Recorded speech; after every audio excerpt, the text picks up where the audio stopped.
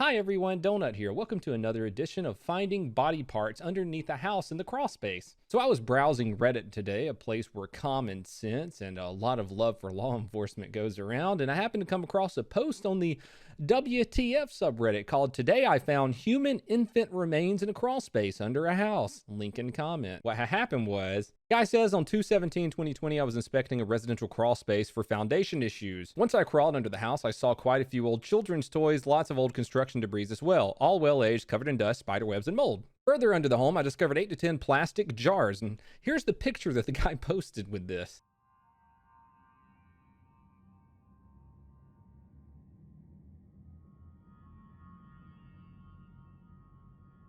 I immediately noticed that each jar had a piece of masking tape with a single handwritten name on it. First names only, human names like Angela, Heather, Virginia, etc. I was going to continue the inspection thinking maybe they're pets, but as a true murderino, see the My Favorite Murder podcast, those first names did not sit right well with me at all. So I went back to where the jars were and found one that was largely missing its lid due to rust. When I shined my flashlight inside the jar, I saw a plastic bag, and inside the bag, what at first I thought were bones. I removed the bag from the jar, and because of dried stains on the inside, I couldn't immediately make out what was in it.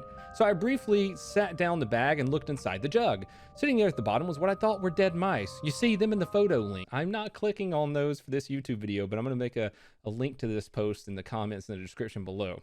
Turns out they're actually human tongues. I then picked up the bag again and maneuvered it until finding a spot where the bag was still see-through. That was when I realized what I was holding. It was a full-grown infant girl. Her name, Angela, was handwritten on the exterior of the jar. She was fully intact, head to toe, her skin well preserved. Every detail of her little face was still present. She appeared to have been preserved in a solution that evaporated long ago, leaving her to mummify inside the bag. I laid her back down, took 2 photos just in case, and then I left as quickly as I could. I got in my truck and I called the police without speaking with the homeowner, and very soon the police arrived. Hence why I'm making this video. It does involve law enforcement. If you find dead baby parts underneath the house and jars labeled with their names, naturally, call the police. Guess where this took place? The great state of Florida. After seeing this, I'm like, oh, bullshit.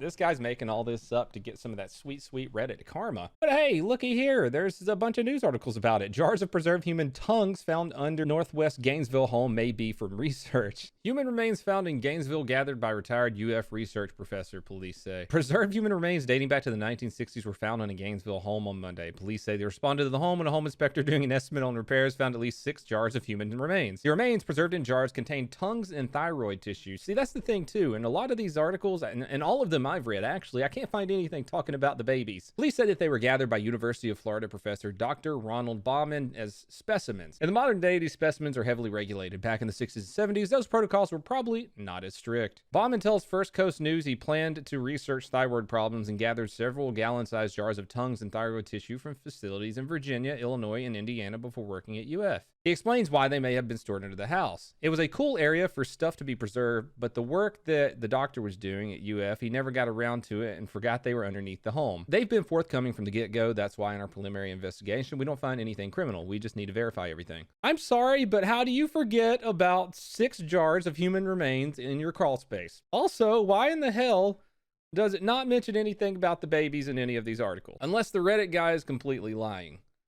But he took a picture of the jars. Why would a guy researching tongues need 6 named female babies in pickle jars? You know what? If I was a serial killer, I would definitely become a doctor, because then when they find all the dead hookers in my crawl space, I can say, it was for research and it was cool down there. Also, you should check out my YouTube channel, Kiwami Japan. No, you're absolutely correct. None of the articles I've seen have mentioned the bodies of the infants, perhaps because it's looking more and more like these are in fact medical specimens. Perhaps they're showing restraint. I do have 2 photos of one of the bodies inside the plastic bag. I will likely post them if they are 100% confirmed as educational specimens, not otherwise. Well, that's weird. That's all I have for you today. If you want to come hang out at twitch.tv/donutoperator, that would be pretty cool. I'm going to be over there as soon as this video is released. You can subscribe to me using your Amazon Prime account, and it helps support the channel a little bit. Every subscription helps. Other than that, have a fantastic day.